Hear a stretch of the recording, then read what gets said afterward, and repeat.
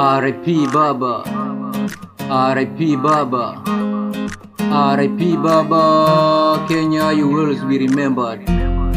R.I.P. Baba, R.I.P. Baba, R.I.P. Baba, Kenya you will always be remembered. Kitu missing kwa kalenda Kenya ni Raila Day. Sijui kaa uko kidemokratic Raila way. Najua wengi tunauliza why Raila Day. Inatuuma admina wish Raila stay.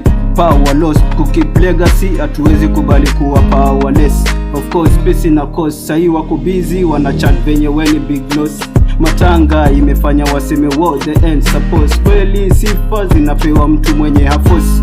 Marehemu rais wa watu huwasikii wakiconfess. Day 4 wanakumisa wakujua weni progress. Die hard dynamic life changer. Uko high in my mind their mind miaka nenda. Hata mi nimeona umuhimu wa kupenda ni kupendwa. Ganji ineza zuia condolences kufika kwa wako wapendwa.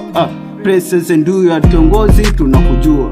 Babo silale bado mapambano nikaa unapumua. Kuna venye unawashtua voice yako inawasuta. Respect on respect kwa kutuchagua.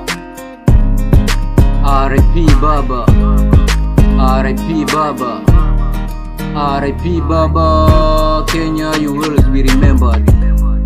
R.I.P. Baba, R.I.P. Baba, R.I.P. Baba, Kenya you will always be remembered.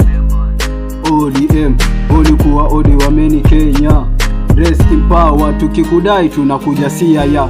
Kwa history tukikutaja title inaanza na kinara. Party kiungana 2027 tutakurepresent vibaya.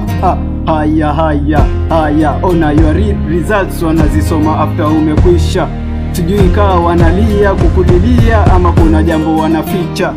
Utumeonyesha ni mwingi kwa kuwapisha. Swali ni je, nani umetuachia Canaan kutufikisha? Nani umetuachia Canaan